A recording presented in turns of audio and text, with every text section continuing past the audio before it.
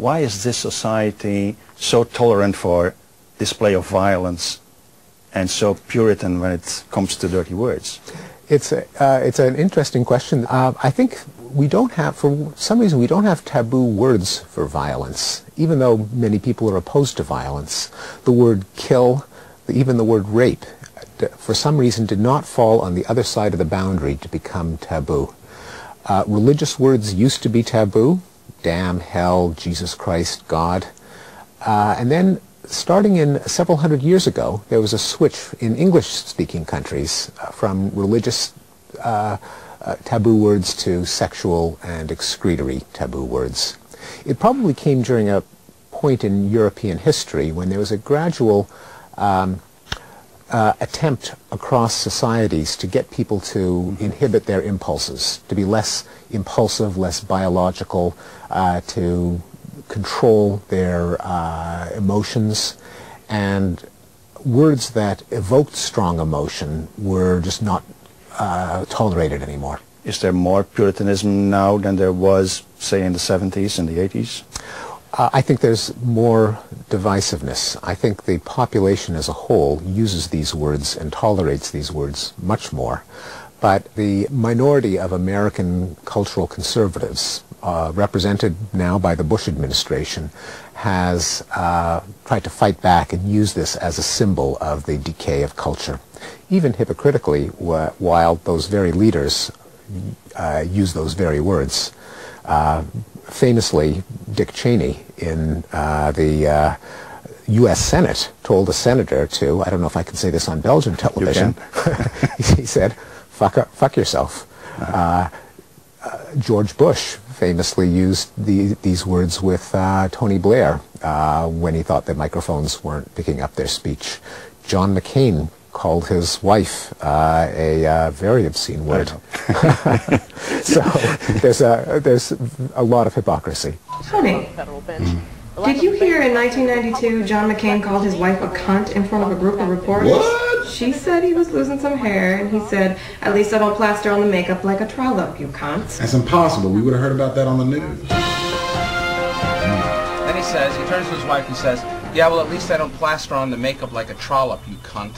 What? That's what he said. No. It's huge. Are we going to run this over and over again like we did the Reverend Wright stuff? No, we're not running this story. What? I can't exactly see the word cunt on TV, can I? We're not going to run a legitimate news story because a word makes people squeamish. It's on the internet. And if we were on the internet, we could use it as much as we wanted. We could say McCain and cunt over and over again until it's seared into your brain. Just like McCain, cunt, McCain, cunt, McCain, cunt. Well, no, you'd need to be more artful about it than that. Like if it were me, I'd say, John McCain, yes we cunt. Straight cunt express. No cunt tree for old man. See, that's Now we're thinking. That's what I'm That's talking about. John McCain called his wife the worst word there is. She's not even black. Oh, no. John McCain called his wife a cunt. No way. God, if we were on the web, we could use the power of repetition until when you think John McCain, you think... Called his wife a cunt. Yeah. As we are here downtown, anxiously awaiting the arrival of Senator John McCunt. Oh, God. I'm fired, aren't I?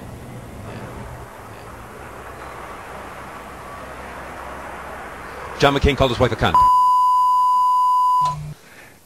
Why is crap acceptable, shit is not? Why are words dirty?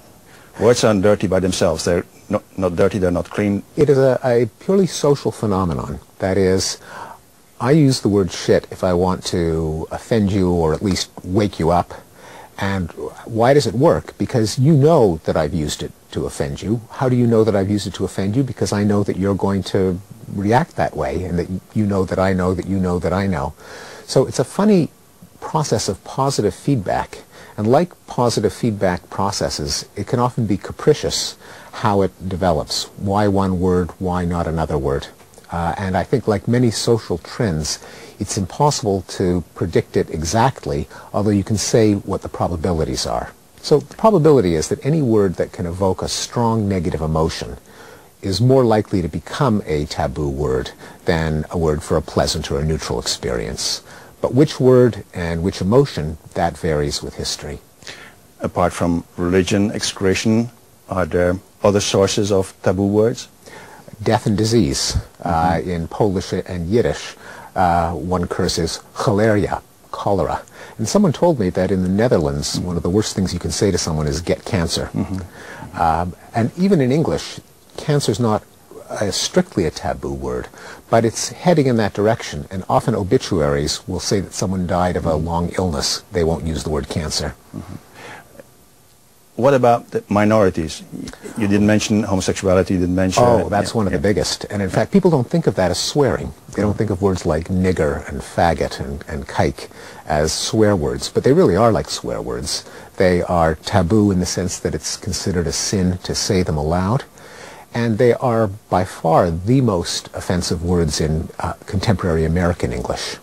Someone says, if I were to say shit in a lecture, no big deal. If I were to say nigger in a lecture, unless it was a linguistics lecture, I could be fired. But it's different with rappers, for instance. They can do it. A lot of taboo words can be used in very specific contexts that remove the taboo. Taboo words for sexuality, of course, can be used for sexual arousal. Talk dirty to me is what is the famous formula for sexual arousal. And offensive terms for minorities can be used by the members of the minorities themselves, either to defang them, to say how bad can this word be if I'm showing you now that it doesn't hurt me, but also as a measure of solidarity.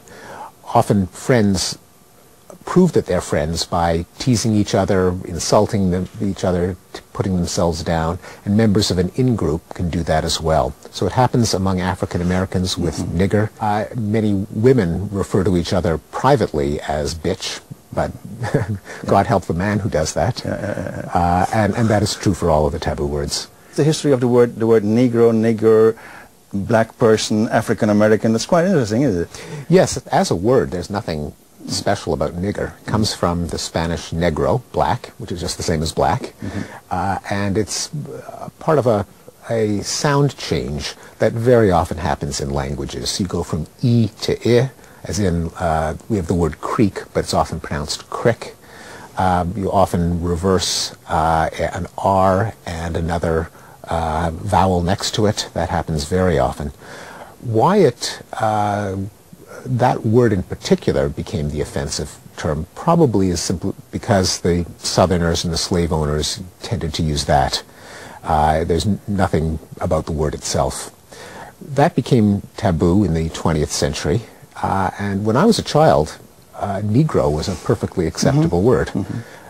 You still have the United Negro College Fund, and Martin Luther King talked about Negroes. But in the late 60s, that very quickly shifted to black. The rationale at the time was that if you called European Americans white, you need a perfectly symmetrical term for fairness. But then it's a mystery. If that's true, then why in the 1990s was there the switch to African American? Because you don't talk about European Americans. My own theory is that it has nothing to do with meaning. It has only to do with emotion. That is that if there is a group that's a target of racism, then any word used to describe it will soak up those negative connotations. And then you want to bring in a fresh one that doesn't have those negative associations, but over time it in turn will soak up those negative associations, and you'll need another replacement for it, and you go around and around and around. And it's not just racial terms, but terms for excretion, toilet, washroom, bathroom, lavatory, comfort station, terms for garbage. Garbage collection then became sanitation, and now it's environmental services. So what about sex?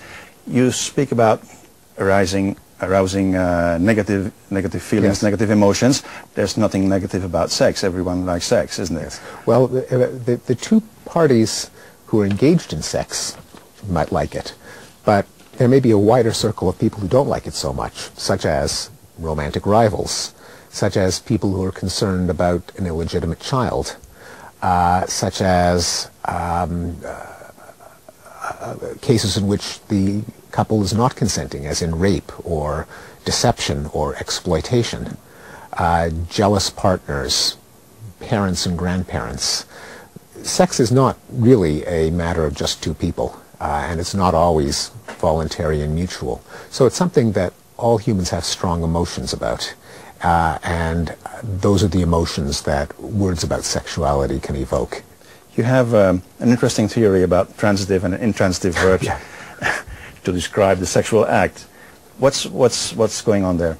Well, in English, all of the transitive verbs for sex are taboo. What goes into the slot, John verbed Mary, is a transitive verb with a direct object. Well, there's John screwed Mary, John fucked Mary, John shagged Mary, not taboo, but a little bit rude or jocular. What are all the polite terms for sex? John had sex with Mary. John made love to Mary. John went to bed with Mary. They're intransitive. They have a preposition. They are also euphemisms in the sense that the words don't actually refer to sex. Love, bed, sleep. Those are actually words for something else that are being used to refer here to sex. So they're it's as if we have two different models for sex, mental models. One of them is a man does something to a woman, something physical. The other is a man and a woman jointly agreed to do something together whose details we're not going to think about. Those are the two models, and we have further evidence from the metaphors based on sex in English and other languages as well, like this is fucked up, or screwed up, meaning damaged, or he screwed me, or he fucked me over, meaning exploited. So the taboo mental model for sex is not just that a man does something to a woman directly, but in doing so he's exploiting her and he's damaging her.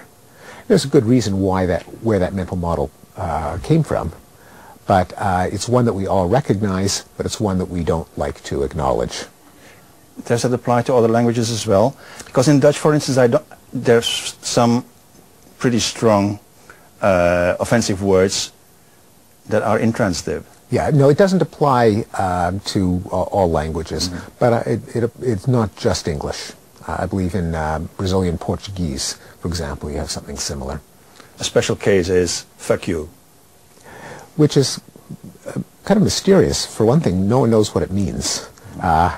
If you ask people, they say, well, I don't know. Does it mean fuck yourself? Does it mean get fucked? Does it mean I'm going to fuck you? And also, it doesn't fit the syntax of English. It should be fuck yourself is grammatical. Fuck you doesn't even fit the syntax of English. I think what happened is that in the transition from religious to sexual swearing, a lot of idioms that made sense on religious grounds, people just took out the religion word, put in a sexual word, even if it made no sense. So damn you makes sense. It means may you be damned. But when people didn't literally believe that you could send someone else to hell, and they needed a word with the same emotional punch, they took out damn, they put in fuck. And that's why a lot of English idioms don't make any sense. Close the fucking door. I mean, it's not like the door's having sex. Where did that come from? Well, close the damned door does make sense. Likewise, holy shit or holy fuck. Again, it's completely mysterious, but Holy Mary is where it came from. And again, Holy Mary didn't get a rise out of people, so you slot in another word. So why do we swear? There isn't one reason, because the common denominator of swearing is simply arousing emotion in your listener by the use of a word. And there are lots of reasons that people may want to arouse emotion in their listener. One of them is to remind the listener of how awful or emotional something is. So if I'm a nurse in a doctor's office, I might say we need a stool sample, not we need a shit sample, because I need to refer to it somehow, but there's no reason for us to think about how offensive it is. But if someone is letting his dog foul my lawn, I might say, clean up your dog shit, where I want to remind him that this is an offensive substance. So one is just, do you want to emphasize the negative aspects of a phenomenon, or do you want to hide them? Another reason is you might want to just arouse your listener's attention. If you think that your listener just doesn't care, if you say close the fucking door, just the fact that fucking is an arousing word means he listens a little more, and he thinks that you mean business, that you're serious about it. Those are two of the main reasons. When I hit my finger instead of the nail. Well, that's a third one, and I think that's a different, yet another phenomenon. I think it partly comes from a reflex that we inherited from other animals, where if we're suddenly injured or an animal is suddenly injured or confined, it will erupt in a furious struggle accompanied by a loud noise. And presumably that was a reflex of defense against being injured by another animal. I think we've inherited that reflex, but in our case, we have this extra language system that's in our brain that also controls our vocal tract. So instead of just going, ah, we articulate our yelp with a word that we ordinarily inhibit ourselves from producing, and a word that is connected with negative emotion. You also write about violence, about the evolution of violence in history.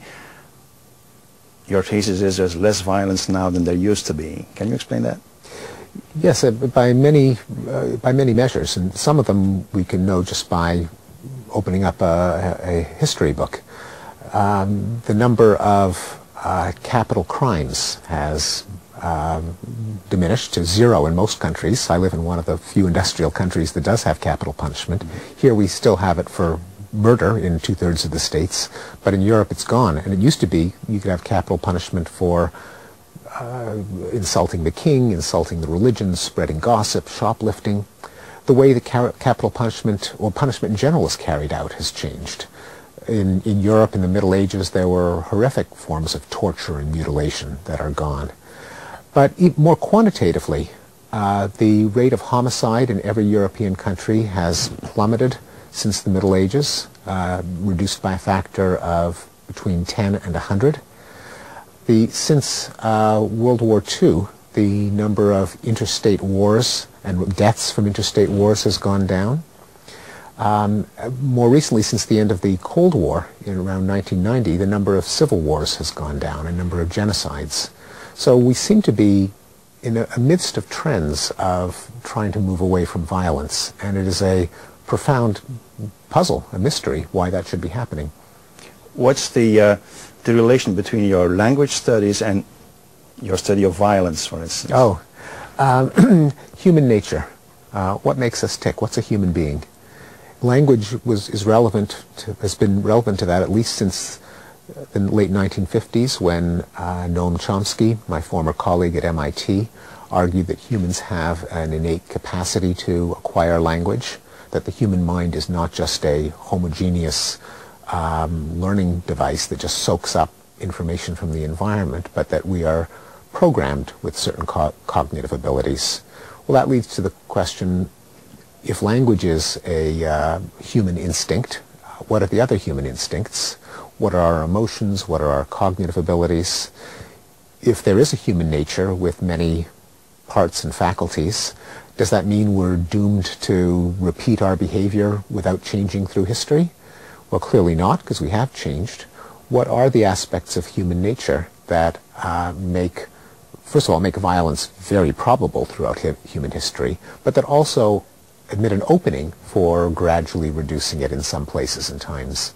What's the mystery of the mind that preoccupies you most right now? What is this mystery you want to solve? Well, right this minute, it's what allows us to become less violent. More generally, I've been interested in how children acquire language. When we use language, we don't blurt out what we say literally in so many words, but use euphemism and innuendo. In the past, I've been interested in how verbs work, why some verbs are transitive and others are intransitive, and why there are irregular forms. Why isn't language perfectly logical with a rule for everything? Why in almost every language are there forms that you just have to memorize? In English, bring brought instead of bring bringed. Lots of mysteries, no shortage of mysteries. Does it all boil down to the question, how does the mind work? Yes. Well, with violence, though, it's an interaction between how the mind works and historical changes, technological changes, particular events in world history that set us in this direction or that direction. So it's not purely a psychological question. I'm interested in the psychological component, but to answer it, one also has to look at chance events through history. How does academia look at your work about dirty words, for instance? Oh, No problem. I think one of the wonderful things about academia is whatever subject it is, there's someone somewhere who studies it. I occasionally have gotten a response when I talk about it in public. Do you have to use those words? And my answer is yes. I'm a psychologist and a linguist. If we have an emotional reaction to some word, I think we should all step aside and ask, why do we have that reaction? We shouldn't just have that reaction and surrender to it, saying it makes me feel bad and that's good enough reason not to use it. We should be curious about ourselves. And part of that is hearing the words, gauging our own reaction, asking, why do I react that way to that word? And if you use a euphemism, if I were to say, why are we offended by the F word, instead of why are we offended by fuck, it's not communicating the problem clearly. Still, you draw a line in your book. There's some expressions and words you relegate to the notes. Oh, I think some of that, there was a short discussion of bestiality that I thought, as a matter of taste, I put in the footnote. It also allowed me to pretend to have at least some remnant of propriety left after this long chapter of using many of the words very often. You write learned books, but you also write articles, you give interviews, you write popular science books. Why do you do that? What's your message? Oh, our message is we can try to solve mysteries. We can try to understand ourselves. We don't have to just accept our own reactions, other people's behavior as miracles, as unpredictable, brute facts about the world. We can try to get insight. We can illuminate them. And I think that's a good thing. Thank you very much. My pleasure.